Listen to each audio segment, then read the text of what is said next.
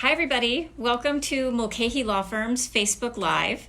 Thank you so much for joining us this morning. We've received a number of different questions already regarding the pandemic and how it's affecting associations in Arizona. And we had a wonderful Facebook Live session about 2 weeks ago where we've had over 1,600 views now of that session. So I genuinely believe that having these sessions is beneficial to our clients and to others in the HOA industry in Arizona so that we can answer your questions so that you feel less anxiety and that you make good decisions for your associations during these troubling times.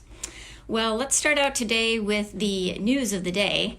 As many of you probably saw in the news yesterday afternoon, Governor Ducey issued a stay-at-home, stay healthy, stay connected order in Arizona. And for those of you who are following the national news, as all of us are, you know that these orders have been enacted in many other states in different forms, but in many other states around the country. And so what does this mean for Arizona associations? Well, first let's dissect what the actual language of the order says. First, it says that pursuant to the order, Arizonans shall limit their time away from their place of residence or their property, except to participate in essential activities or functions as defined in Governor Ducey's March 23rd order. So what does this mean for associations? Does this mean that associations, are not going to be able to have services provided to their communities? Absolutely not. If you look at the essentials order that was issued by the governor on March 23rd, it's very clear, and it's our firm's opinion, that all services essential to maintaining the association's assets and continuing the operation of necessary services within the association would be classified as essential.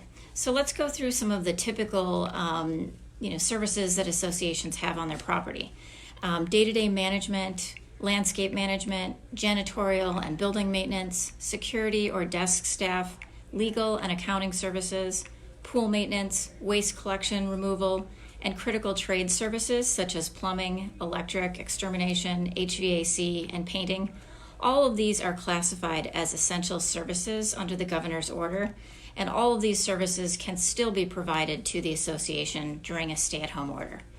Now, I'm sure some of you will be receiving questions from maybe the employees that work for your associations regarding whether or not they're required to come. As those questions arise, we suggest that you contact our firm, and we can help you handle, a diplomatic way to answer those questions and alleviate the concerns of many associations that are contacting us at this time.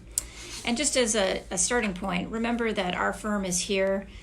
We are considered, law firms, fortunately, are considered essential orders or essential services under these new orders that have been issued by our governor. And our firm is here ready, willing to help you at any time. And so we hope that you'll reach out to us and ask any questions that you have on the pandemic or any other related questions or any other questions regarding association law. Okay, let's start out with how the questions have changed over the past 2 weeks. So the initial wave of questions that we had were more related to should we close our common areas. Now we started to see questions late last week as to whether the association has any obligation to notify residents if in fact somebody has COVID-19 and is residing in your association. So let's break down the questions that we've received so far. The first question that we've been hearing a lot is there's gossip going around our association that an owner has COVID-19. Should our association take any action based on the gossip? Well, I've been practicing in the area of representing associations for over 25 years, and I can tell you that most associations have a very healthy gossip chain. And that's even not in pandemic times. So I can imagine that right now the gossip trail is definitely swirling around many associations. And this is probably something that is coming up as, this person had an appointment yesterday or went to the hospital, and people are concerned, about their safety and the safety of others in their community. And so the first thing I would say is associations do not ever act on gossip. And so, the association does not have an obligation to, send out a notice based upon gossip. But what happens when you actually are notified and it's true that you have a resident in your association that has tested positive for COVID-19. And our firm has been handling those questions, and we have seen that pop up already in some of the associations that we're representing. And I can tell you that we have found some very good strategic advice that we can give you when this happens. The first question is, do we have to tell our owners if the board finds out that an owner does have COVID-19? And in the situations that our firm has seen, many of these owners or residents are self-reporting to the association. And so they're notifying the association that I have tested positive and these are the actions that I'm taking. So the question now is, do we have to tell our owners? If we as association board members or the management company come into information regarding an owner testing positive and it's accurate, reliable information, do we have to tell our owners? I think we need to look at this on a case-by-case basis, but my opinion is, yes, you should notify your owners, but we should do it in a way that isn't going to cause alarm and that is going to show that the association is aware of the situation. Mention what actions that particular owner is taking to prevent the spread. What we've done for the associations that have contacted us on this is we have created a carefully worded short letter to the community, and hopefully that will answer all of the questions. We also remind other owners and residents that it is not acceptable to harass or engage in any discrimination against somebody who has tested positive for COVID-19. And that kind of, sets the tone for how things are going to be handled. We have not used the owner's name in any of these communications. And we think the best way to handle it is through just a letter or email blast to owners explaining what's happened. Do we have to tell our owners who it is? Sometimes we have, received responses from owners after receiving the letter listing that a resident in the community has COVID-19.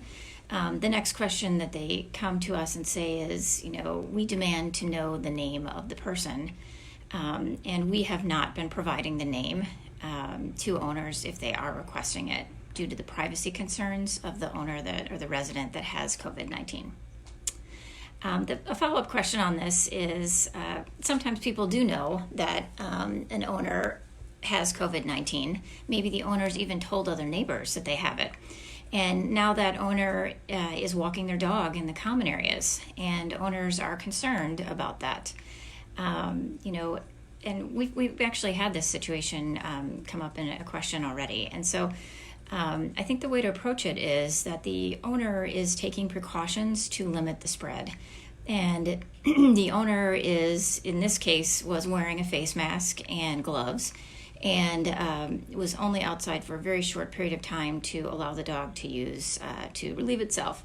And so, based upon CDC standards and confirmation from the owner's hospital where they're being treated for the COVID-19, that this was okay based upon the information that they had been provided.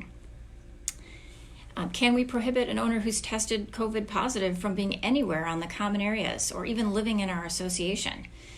The answer to that is no. The owner has some rights to be on the property, and obviously if you live in a high-rise, they would have a right to use the elevator, to go to the pharmacy or whatever they need to be going out for, but that owner needs to be taking precautions pursuant to their doctor's instructions to limit the spread to any other owners in the building. And of course, the association needs to be stepping up their cleaning standards so that they are cleaning the common areas and any area that any owner would have contact on the common areas with cleaning solutions that would be consistent with what's being recommended by the CDC. Our board was notified that some residents in our association are harassing the COVID-19 positive resident. Could the association be held liable for not making an effort to stop that harassment? That's actually a really good question. For those of us who are familiar with the Fair Housing Act, we know that somewhat recently there were some cases that were determined that talked about third-party liability if an association doesn't take action to stop harassment between two residents who might be Hatfields and McCoys. and there might be an element of discrimination based upon being a protected class.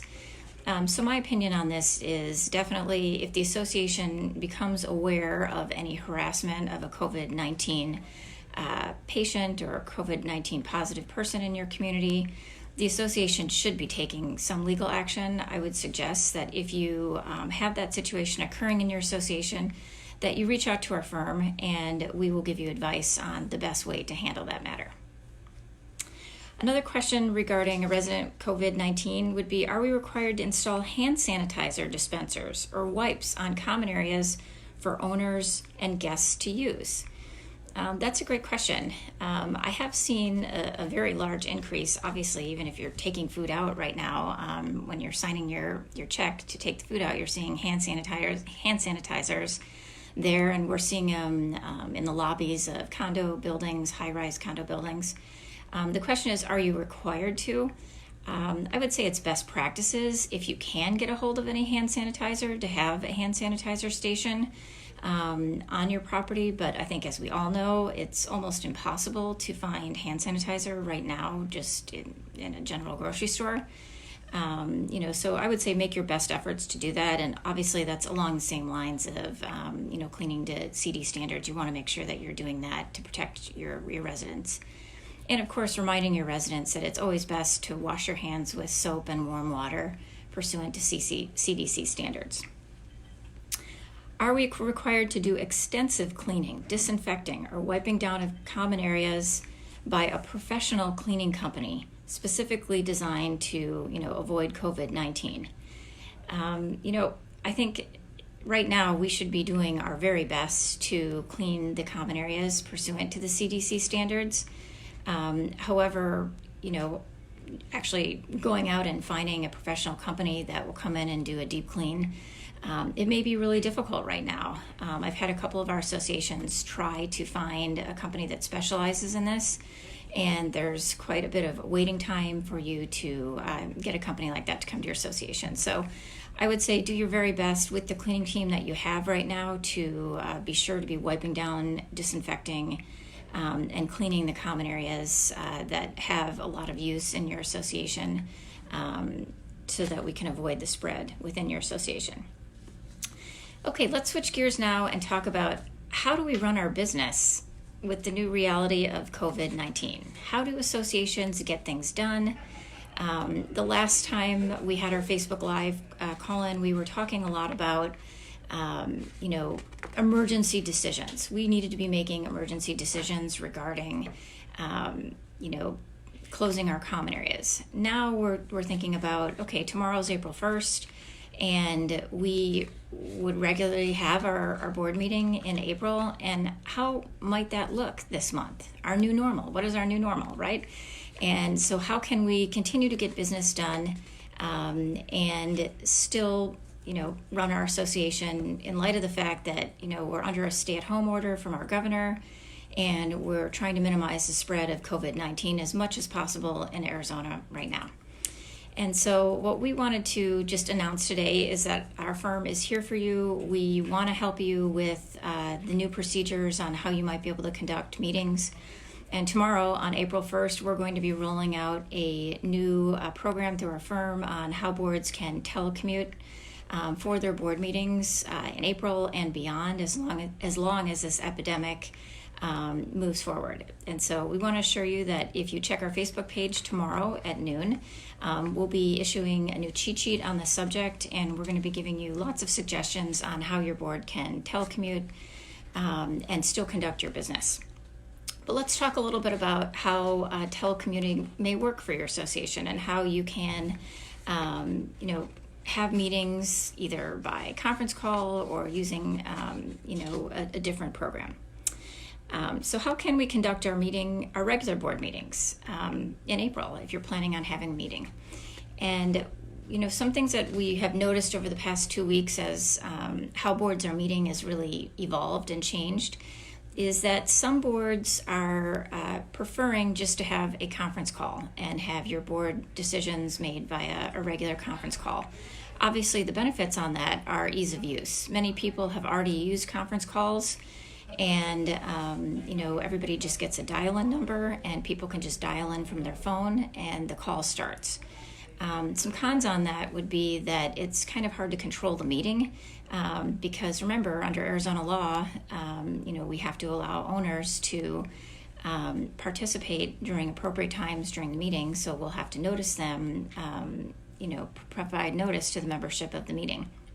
And so having a conference call, there are some pros in that it's very easy to use, but there are some cons definitely in that trying to keep track of who's talking and keep control of the crowd may be more difficult than anticipated. Obviously, if you're having an executive session, some of those concerns would be limited because you would just have the limited number of people on that call during the conference call. I think the thing that everybody's talking about now is using a teleconferencing system like Zoom to conduct your board business. And for those of you who aren't familiar with Zoom, you'll definitely want to check out our cheat sheet that we are putting out tomorrow, which is going to give specific instructions on how it can be used and how our firm can help you using Zoom for your meetings going forward. So how Zoom works is basically everybody is going to have to either have a phone or a computer, and you can either connect via Zoom via a link that we provide via Zoom to you or to your residents, or you can download the app on your phone and connect via the app. And basically you just need the meeting call-in number, and then you need a password to enter the meeting. And how boards have been effectively using this, and the great part about it is you can all see each other on the screen. And so it's almost like having a face-to-face meeting. And so what we do is the board meeting starts as normal, and we can do roll call. We can see who's on the screen right then and there. There are features where you can allow homeowners to talk. If you normally have a homeowner forum, you would have an ability to allow any owners that connect via Zoom to call into the meeting and make their comments during the homeowner forum. And then when the board business starts, there's the ability of the board to turn off the comments from any non-board members. Obviously, under Arizona law, prior to the board taking formal action, if any owner in the audience that's there via Zoom wants to participate, the board would need to turn on the participation again from the audience on the Zoom call. And then we would be able to have a reasonable number of people from the audience to comment before the board takes formal action on anything. Obviously, we're going to need to be doing our very best to comply with Arizona law as we conduct these Zoom teleconferences. And some things that we need to be mindful of is remember that under Arizona law, we have to provide an agenda to all owners who attend the meeting. And so when we send out that notice to the owners 48 hours in advance of the meeting with the information on how to dial into either the conference call or the Zoom teleconference, we'll want to be sure to also provide a copy of the agenda to all owners. And also we'll be able to put it on the screen during the Zoom teleconference in case anybody wants to see it. You also could send out a mass email using Constant Contact or any other format that your association uses, providing a copy of the agenda so that everybody has it present. Another question is, do we still have to notice a meeting if it's conducted via teleconference such as Zoom? Yes, we still do have to provide notice 48 hours in advance of the meeting, as is the law in Arizona. By conspicuous posting or any other means. Many of our associations are just putting the notice on their website, or they are placing a notice on the common areas, or maybe sending out a mass email to owners to provide notice of the meeting. Also remember, if you're having executive sessions during this time and you're using teleconference, we still have to give the 48 hours notice of the executive session to the members, although they wouldn't be entitled to dial into the executive session meeting. One question we had this week, which I thought was kind of interesting, was, well, if we're usually we have our board meetings first, and then we have our executive session after the meeting. And so how would that work if we used a teleconference system like Zoom? Well, there are really two ways that you could structure that. Number one, you could have a Zoom call-in and password for the regular meeting. And then after that regular meeting is over, you could all log off and then re-log in for the executive session meeting. And obviously just the board members would have the password for the executive session meeting. I think that's probably easiest. Another way you could do it is just once the Zoom teleconference has ended, for the regular meeting, you could ask all owners to get off, and the administrator of the Zoom call is aware of who's on the call. It's listed right on your screen. So if you have any owners that are trying to stay on for the executive session, you could ask them to leave at that time. So there really are two options for that. Does our meeting still need to be held in Arizona as per the requirements of Arizona law? Great question, because both the Planned Communities Act and the Condo Act in Arizona require that all of our meetings regarding Arizona HOAs and condos must be conducted in Arizona. Obviously during the pandemic, having a live in-person meeting right now, it isn't possible. And so, of course, I'm reading what all attorneys all around our country are saying about this. And I did read something, from an attorney on the CAI webpage, the national webpage. And they were saying, well, maybe you should make like the attorney's office the spot, where the meeting is being coordinated from, since that will be located in Arizona. And of course, our office would be willing to do that. However, we, are very reluctant to have anybody attend in person at our office due to the governor's orders. I think probably the better approach and the more practical approach is to realize that times have changed, right? We're involved in a pandemic. The governor has ordered us to stay home. And actually having a physical location in Arizona for this meeting right now may not be possible. And so if we're conducting business via teleconference to get the business of our association done, I really believe, in my heart that no court is going to punish us in the future for doing this during these trying times if we're having the meetings all by teleconference and there's not an actual physical location in Arizona for the meetings. The next question is, can our board use action by unanimous written consent to make decisions? I think some of you who have been following our blogs and our website and our seminars for many years will know that our position as a firm is that using actions by written consent is not something that associations should be doing. And I should clarify that, actions by unanimous written consent. So under the Arizona Nonprofit Corporation Act, there is a provision that allows nonprofit corporations to make decisions via unanimous written consent. However, there have been several administrative law decisions that have indicated that this is a violation of the open meeting law in Arizona. And so we have been suggesting for over 2 years that associations should not be making decisions, regular board decisions via unanimous written consent. So how do we make decisions that come up as emergencies? And we talked about this on our conference call, our live conference, Zoom, or our live Facebook Live conference that we had 2 weeks ago. And at that time, I told you that if your board has emergency decisions that need to be made, follow the provisions in the Arizona Condominium Act and the Planned Communities Act. And what we would suggest is either you can have a conference call, a Zoom conference, or if need be, if it's truly an emergency and none of those options are available due to the immediacy of the problem, do an email vote for emergency actions. And remember that you should be taking meeting minutes or keeping those emails if you're making an emergency vote, and then reading into the record at your next regularly scheduled board meeting, which is likely going to be by conference call or teleconference call, what that decision was, so that there's a paper trail in case anybody questions that emergency action that's taken by the board. Our association wants to use a consent agenda for future meetings to help the meeting move along faster. Is that a good idea? Is that legal? Great question. So I'm starting to see agendas pop up for boards that are planning their meeting for April and beyond. And I have seen some boards starting to use a consent agenda. And what a consent agenda is that you start the board meeting like you would normally do that. You take roll call, and you may have some very brief reports by your manager or your president. And then the board just gets right down to decision making. And basically it lines up all the decisions that need to be made at that meeting that day. And the board takes a very quick yes or no vote on those items. I'm not opposed to that, but remember that we still need to have discussion on items that genuinely do need discussion. And so, I think your association best, and what issues you're being presented with.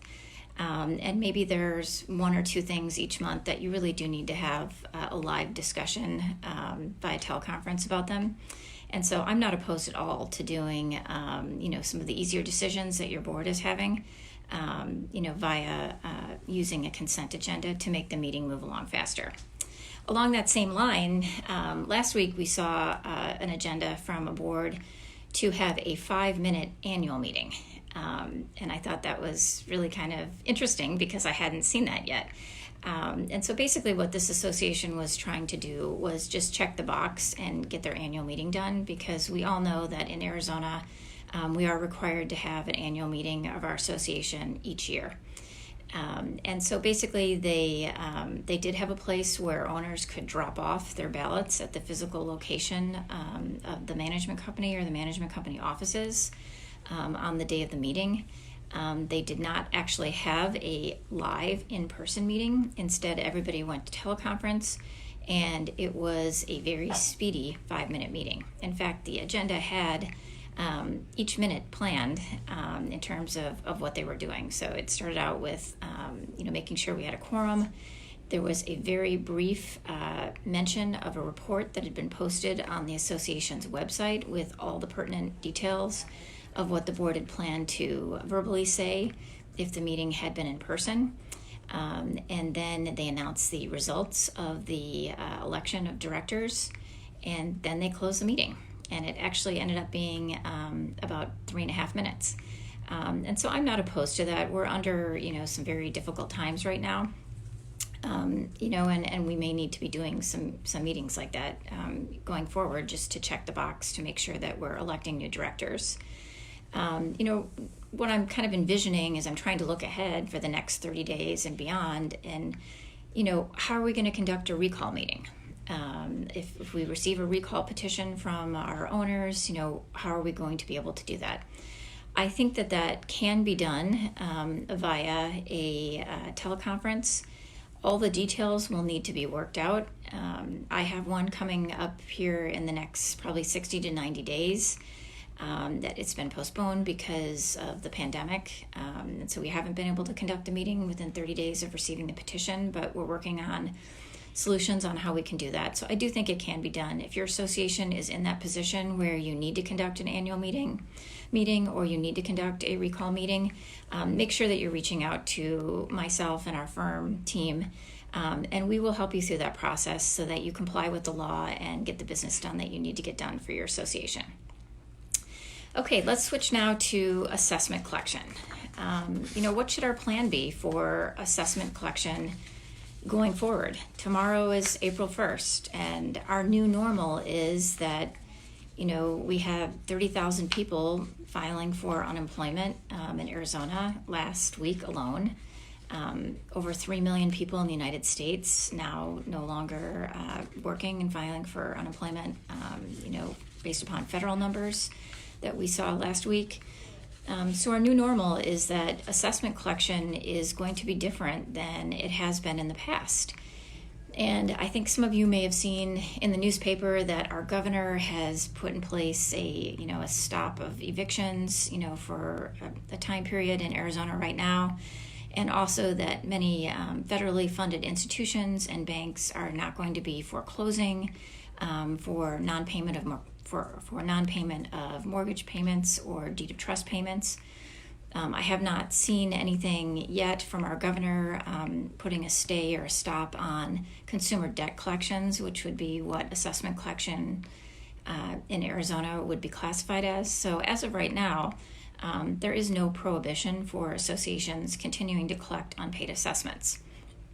That being said, I think this is a very delicate subject and sensitive subject right now in our country and in our state, and we need to really think about how we handle these collections over the next 90 days. And our firm is also working on a cheat sheet right now to talk about collection of assessments in the pandemic. and we're going to be releasing that early next week. And so what I would suggest, just as a starting point, is make sure that today or tomorrow you are communicating with your owners regarding the importance of paying their assessments during this difficult time in our country, and reminding them that many of the services that are provided to the association are in fact, becoming something that, we need to continue to provide to our community, such as garbage collection and maintenance of the common areas, landscaping. We still have to pay those bills. And so trying to encourage people to, continue to pay their assessments, get people signed up for auto debit so that it makes it easier for them to pay assessments. And then I think we need to really take a look at what our financial condition is for each association on April 16th and start looking for trends. Hopefully we will find that this pandemic is something that is going to not be around for many, many months. But I think we should all have a discussion, and you're welcome to call our firm on the 16th of April, and let's talk numbers. Let's look at what the reality of the situation is, what our percentage of owners are that are paying, and continue to communicate with the owners between now and April 15th, reminding them how important it is for our association to continue paying. And then once we have the numbers, once the April assessment is past due, I think we need to come up with a strategy for your association. We all should be looking at our collection policies right now to make sure that we are have one in place, and that what our plan is going to be once we determine how the assessment payments in April go for our associations. One question that we've received is, should we still collect assessments from owners during the pandemic? Yes, of course. We have an obligation under association documents that associations should still be collecting and sending out their normal communications regarding the importance of payment of assessments during this time. One question I had from an association is, should we institute a moratorium on paying assessments just to help people out? Well, I think we have to remember that this is a business that we're running here, and our business is counting on funds to ensure that the association business continues forward. And so an association just making a decision that, hey, we're not going to collect assessments, that would not be a business decision that is in the best interests of the association at this time. What are some things that associations can do would be to think about what are some services during this time that we might be able to get rid of or cut back. And you also, if you have any direct employees in your association, you should be consulting with our law firm about what your plans and procedures are going to be in light of several new federal laws that have new requirements for small businesses to pay employees that may be affected by the pandemic. So be sure you're contacting our firm to talk through those issues if you have any direct employees for your association. And also, if you're thinking about limiting or cutting back some of the services within your community, it's also a really good idea to talk with our firm so that we are making sure that you're making good decisions on that. Can we still file lawsuits against owners who don't pay assessments? This is a very delicate situation right now in Arizona. I definitely don't want your association to be characterized as an association that is being insensitive to the needs of owners during this time. And so if you are thinking about filing a lawsuit against owners, including a foreclosure or justice court action, I think we really should have an open discussion with your legal team, with your law firm that's representing you. Hopefully it's our firm. And let's talk about what would be a good strategy on that over the next 30, 60, 90 days. We definitely are still suggesting that associations send reminder notices and place liens on properties once the amount that's owed is at the threshold that your association records liens. But I think we need to have more discussion on whether it's a good idea to be filing lawsuits and foreclosures during this difficult time in our country. Do you have any suggestions to help owners or associations to get owners to pay assessments? I think I touched on this briefly when we first started. I think the best suggestion I can give you right now is talk to your owners about the importance of paying. Maybe send out a reminder either today or tomorrow, and remind people that we need this the funding for our association to continue on with the business of our association and to provide amenities, and to make sure that our property values in the association continue to be maintained.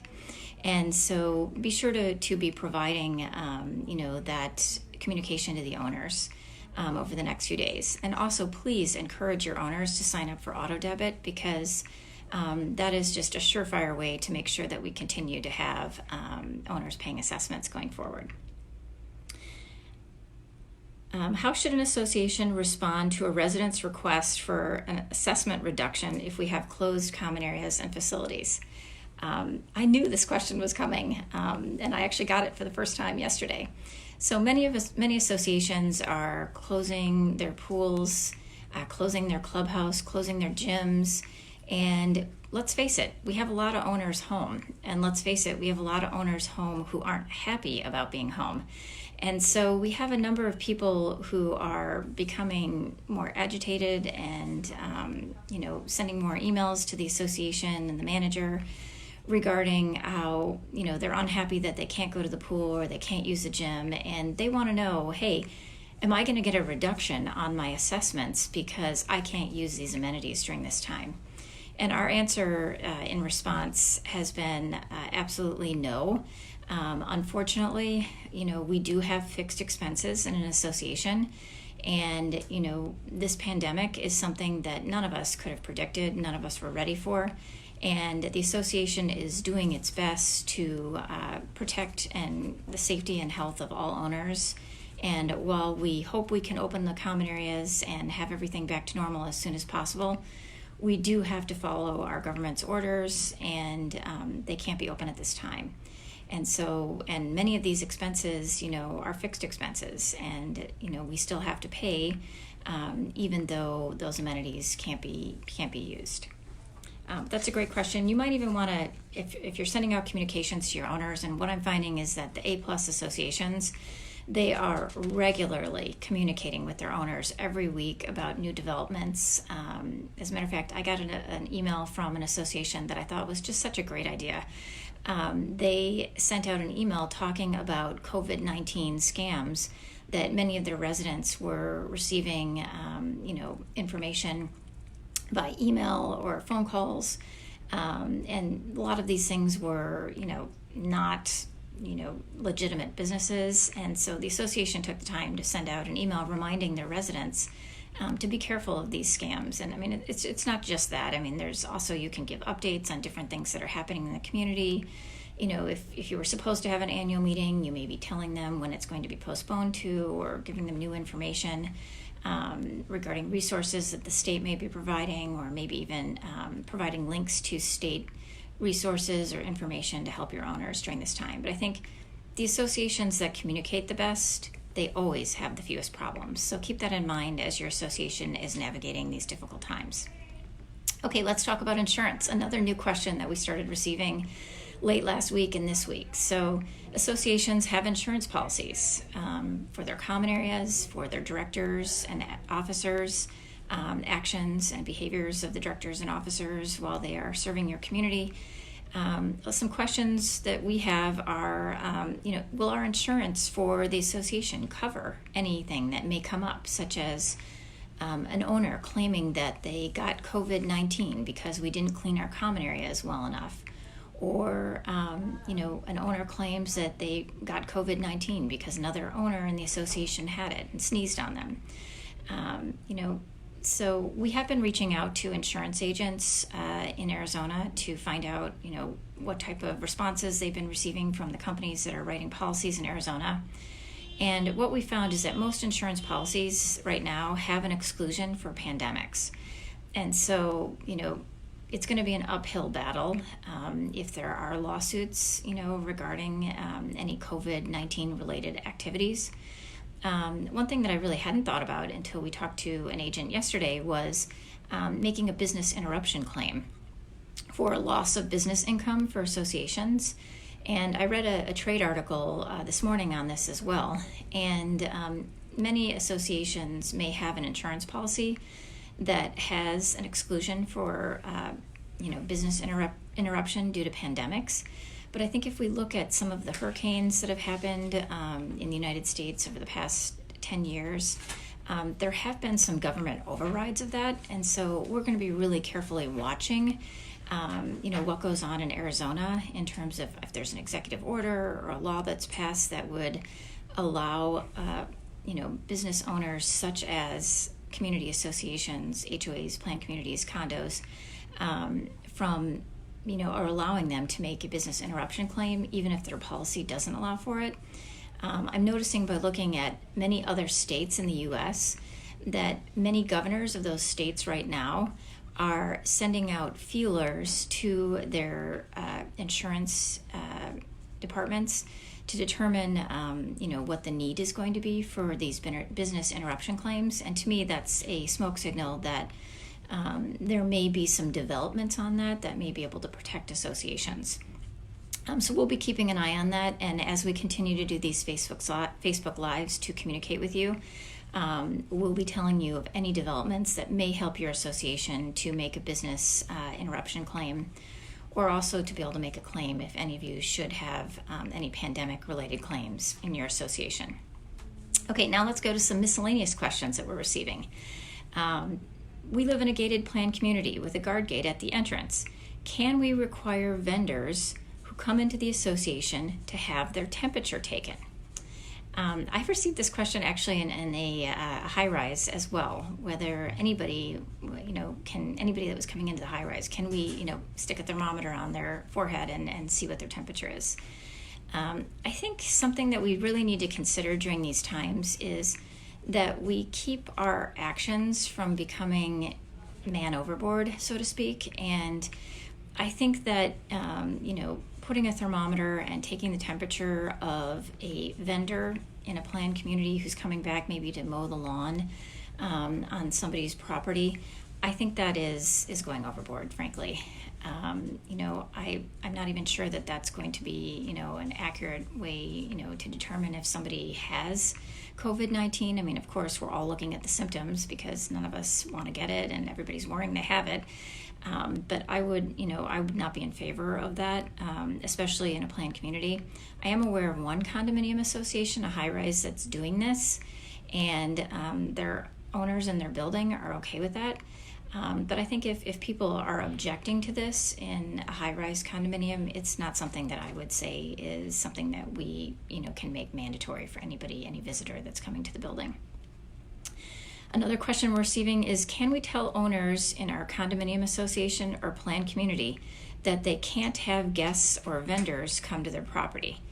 I think this is kind of an interesting question. It's obviously going to be very difficult to tell anybody in a planned community that they can't have guests or vendors, especially where there's no guard gate.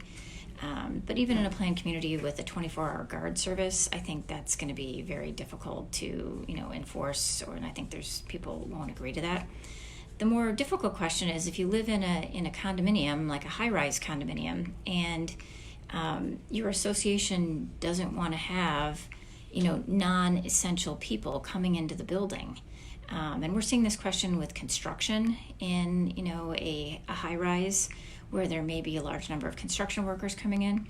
And I think that there definitely can be an argument made to prohibit, construction during these times in a high-rise, if that is bringing in a number of, different construction workers into your building, using your elevators, congregating in the halls. And so that's something that I would not be opposed to. I haven't had that question specifically in Arizona just yet, but I do think that that's something that could be prohibited. But just the common visitor who's coming into your high-rise association, I would be opposed to saying no visitors, in our high-rise right now, because I think, the owners do have personal rights. I mean, obviously we should be requesting that everybody is, staying at home at this time, but, if somebody has a visitor that's coming to see them, or if they have a caregiver that's coming in, the association, in my opinion, should not be prohibiting that. Are there any orders from Governor Ducey that directly apply to our association? What I really am suggesting that associations and management companies and managers and board members and homeowners do is go to the governor's website, and you can find that by just Googling Governor Ducey, Arizona. And on his website, he has a page. At the top of the page, there is a listing for like news releases and executive orders. We're checking those multiple times a day because things are happening at lightning speed in Arizona right now. And I mean, I think all of us saw yesterday that the school has been suspended until the end of the year. That was caught by every parent who has children right now in Arizona, and our kids aren't going back to school now until August. But there's also information regarding associations that's being posted there. Of course, the order yesterday to stay home has some important information that you may be needing to provide to your members. I can anticipate that there are going to be other things that come up going forward that we're going to need to be aware of. As I already stated in this call previously, the evictions and the foreclosure, the order halting those doesn't directly apply to associations, but it may indirectly apply to us because we're not going to be seeing as many trustee sales in associations, and I don't think we're going to be seeing as many vacation rental by owners or Airbnbs right now in Arizona, although I could be wrong because I'm hearing that many people are trying to get out of New York City and they're looking for places that are not a hotbed right now. So we're keeping an eye on that, and that may be something that we'll be talking about on our next Facebook Live. How the migration of people from hotspots to Arizona may actually be affecting association short-term rentals. So we're definitely keeping an eye on that. Are there any new federal laws associations need to be aware of right now? Yes, there are a number of federal laws. If you have any employees, there was a law that was passed last Wednesday that is definitely going to apply to any employees that may be affected by COVID-19. And if they need to take any leave time, most of our associations fall under the category that the federal government passed the law under. We're a small business and we have less than 500 employees. Many of our associations, including my law firm, that law that was passed last week is going to directly apply to us.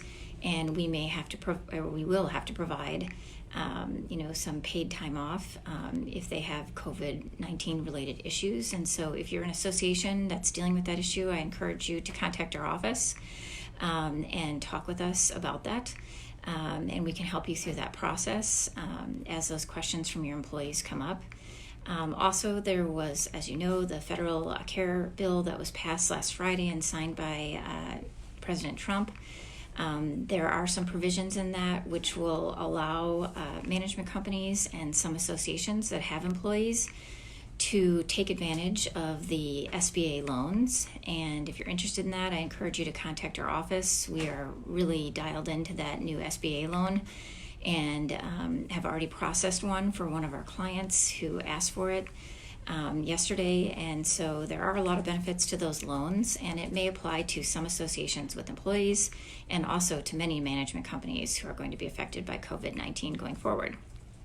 So continue to follow us on Facebook and make sure that you're watching our posts, because anytime anything is happening on the state or federal level, we are posting about it, we're talking about it, and we're available to answer your questions on it. The next line of questions is on how do we bring our community together in these difficult times? Over the past 2 or 3 weeks, I have seen some amazing acts of love and kindness in associations.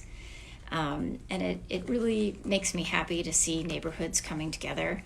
And, just what are some things that I'm seeing associations and owners do, either to help residents who may have tested COVID-19 positive, or to help residents who aren't able to go to the grocery store or get supplies.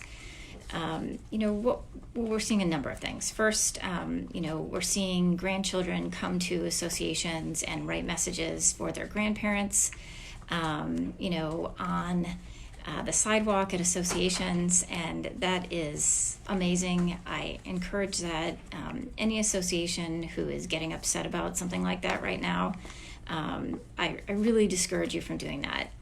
This is a different time in our country, and we need to be, nice, and we need to be supportive of our residents who may not be able to get out of their homes. I've seen a large number of neighbor-to-neighbor programs being formed in the associations that we work with, where they're putting together needs lists, they're distributing hand sanitizer if they have it. People are making homemade hand sanitizer, following the instructions on the internet to make hand sanitizer, giving it to their neighbors. People are posting on Nextdoor, hey, I'm going to the store, does anybody need milk and eggs, things that people are having difficulty finding. I'm seeing people putting up Christmas lights in support of our communities and our healthcare workers. And we're just seeing a number of different things. On Sunday night, our family participated in a noise out, I guess you would call it, where everybody came out on our neighborhood and we were banging pots and pans in support of all the healthcare workers that are putting their lives at risk for all of us, to keep all of us healthy and safe. And so I really encourage your board, in your communications with your owners over the next few weeks, try to organize some things to build community, whether it's having a car parade, or whether it's encouraging people to put up Christmas lights, or write positive messages on the sidewalks, or volunteer to get groceries for somebody who's in need. Let's really work on being kind. Let's make this a time that associations rise to the occasion and are nice. And really think about ways that we all can support each other during this time, whether it's giving blood or anything that associations members can do. Let's all try to step up and do that in our communities. I have seen some things for COVID-19 positive owners. I am aware of one vendor sending, flowers to that particular owner. I am aware of a group of neighbors banding together and sending a very large gift card for a meal delivery to a COVID-19 positive owner. And that just really warms my heart when I see things like that. We also had a case actually in our association where we had a resident who's 98 years old, had his birthday last week, and he wasn't able to spend his birthday with his family, and so we decorated the exterior of his property with happy birthday wishes. And I have been told that the owner was so happy that he was absolutely broke down in tears because he didn't have any visitors that day, and that really made his day. So let's all think about what we can do in our industry to make people's lives better during this time and not more harder or more difficult. I'd like to remind everybody, just before we start to go into the questions that we're starting to receive on the Facebook notes, that this Friday is our first Friday free call-in. And for those of you who may be familiar with that, if you call our office between 9 and 10 a.m. This Friday, we will answer one free question. One of our attorneys on our team will answer one free question to anybody who calls our office. This free call-in is limited to board members only and managers only. And we do receive many, many calls the first Friday of each month. And so it does take us sometimes until noon or 1 o'clock to return every call. But I can assure you that we return every call that we receive the first Friday of the month. So I encourage you, if you have any additional calls that are related to COVID-19 or related to any other subject pertaining to associations, don't forget to call our office this Friday between 9 and 10 a.m. And you likely will have to leave a message because of the large volume of calls that come in. Leave a message and we will be sure to call you back and answer that question for free this Friday. Okay, as some of these calls are coming in, or some of these messages are coming in, a few questions that I've received is, as boards decide to close down lots and Ramadas, would placing caution tape and signs around these areas be enough? Or is the board obligated to put temporary fencing in? Very good question. Okay, so as we're closing down, Ramadas or pool areas or whatever, I think you have to look at the amenity and what can be done. I think in a Ramada, I think a sign posting there would be appropriate. If you have caution tape, you could put that there. the pools, many of the associations are just deactivating the fob calls and deactivating the fob so people can't enter the pool area. But if you can't do that, you may need to put a chain around the gate. But remember that if you have a bench or something in your community, people still need to exercise. People still need to get out and take a walk. And so, I'm not opposed if a family, a husband and wife want to go sit in the Ramada, that's fine. And so you may not need to put caution tape there. But if you're having somebody's, birthday party at the Ramada and there's 30 people there celebrating, obviously that's not appropriate. And so you may need to reevaluate things. And also a good time to remember in the communications that you're sending out to your owners, what people can and can't do on the property. Reminder that there shouldn't be any large gatherings of people, etc. So that's an excellent question. I'm seeing a couple of these questions coming in on Facebook as well. And so one of them is the management company required to keep its doors open to owners and board members? Really good question. So my answer on that would be no. Obviously, the governor has ordered a stay-at-home order. Yes, management companies and law firms are an essential service. But I think that most management companies, what they're doing is they're having a way for owners to communicate with residents and board members, but I don't think a hardline rule that, management companies have to stay open is appropriate at this time. What I found is some management companies have like a skeleton staff there, maybe a receptionist who is able to accept payments. Some have gone totally to everybody telecommuting. And so I think you just need to look at what the individual choices of each management company and work with them, because they are still handling the needs of your association. And although it may not be the same as it was a month ago, they are doing everything possible to keep their team safe too. And we need to be respectful of that. Let's see, who else? Are we required under the stay order to close our pool and other amenities? That's a really good question. The stay order is, basically telling people that you need to stay at home in your residence. Are you required to do it as an association? No. I have had some associations that are, setting up the lounge chairs at the association, between 6 and 10 feet apart, and they're allowing some of these amenities to stay open, but the great majority are just closing these amenities, because if you're leaving these amenities open, the association does have an obligation to be cleaning them. And I don't know if you have the staff to be there, at all times, wiping down the pool furniture and the grills, to make sure that they're, and disinfecting these areas to make sure that there's no spread of COVID-19. So you'll have to leave it up to your association, but my feeling is these things really should be closed at this time, especially in light of the stay-at-home order. Okay, let's see, another question. Let's see, we have several law enforcement officers in our HOA. Should we advise a special meeting with these individuals on how? Let's see if I can see more on that. I think I may have to go back to that one because I can't read it. Is it okay to conduct board business by text message? And if so, how can the secretary keep track of actions? I really do not think it's a good idea for associations to be conducting board business by text messaging at this time.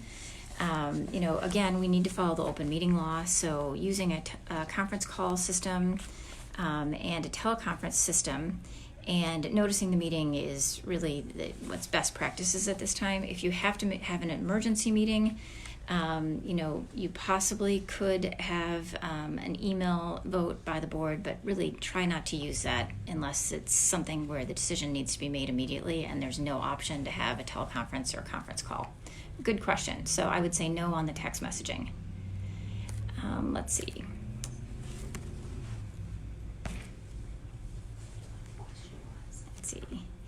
We have a pool that is currently closed for resurface. Should we open the pool after the work is completed?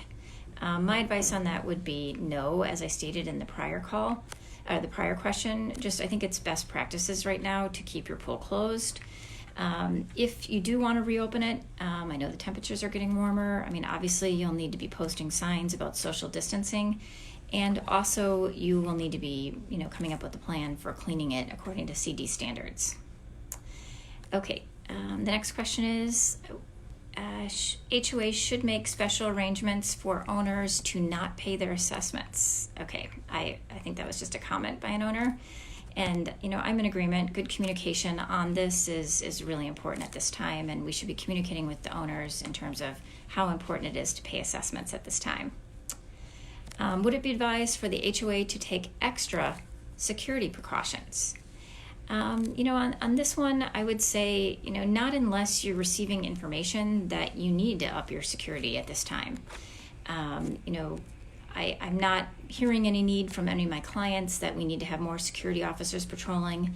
If you do have people that are congregating on the common areas, I think, sending them a message, maybe the association board could send a message to the management company reminding them not to do this, or maybe contact law enforcement, individually if you're seeing that happening. Although our law enforcement right now has so many other problems, I would be cautious to having you doing that on a regular basis.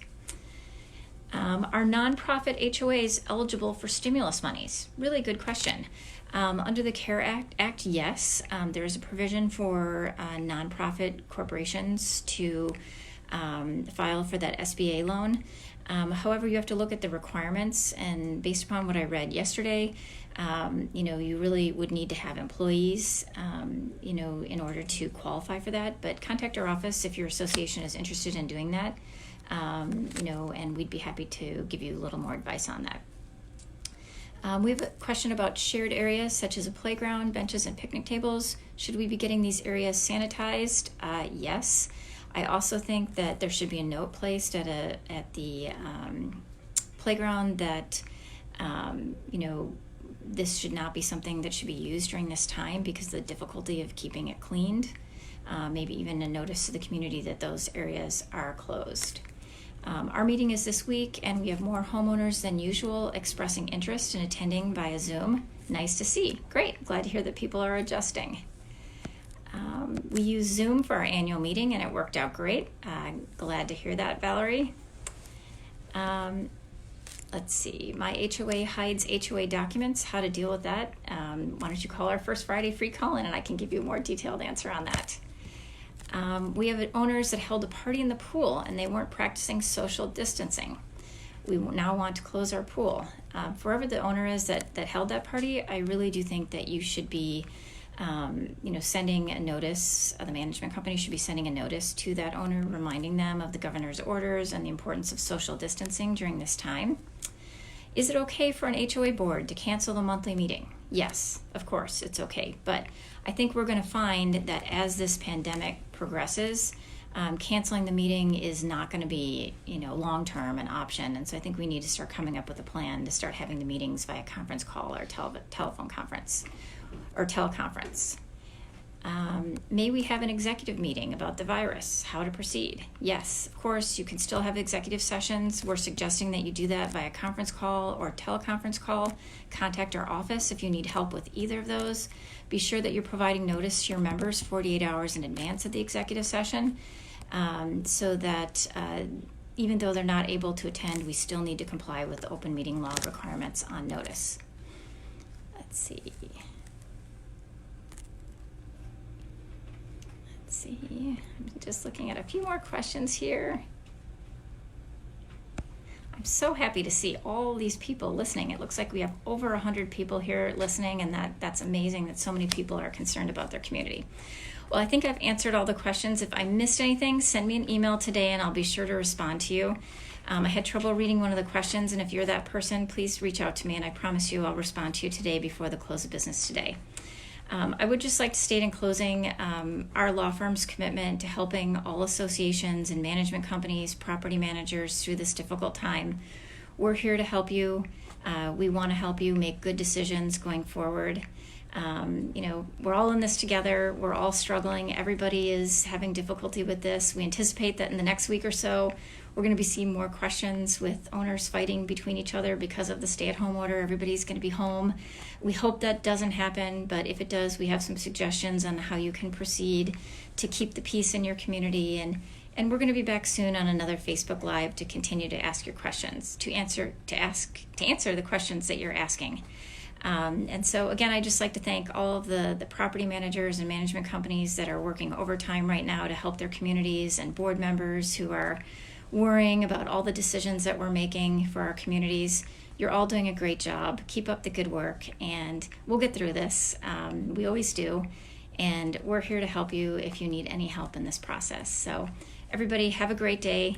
Let's follow our government orders and stay home and stop the spread. And we look forward to seeing you again in person once the pandemic is over. So thanks everybody for tuning in today. We'll be posting this as a video on our website later this week. And keep reaching out to us. We're here to answer your questions. Take care, everybody.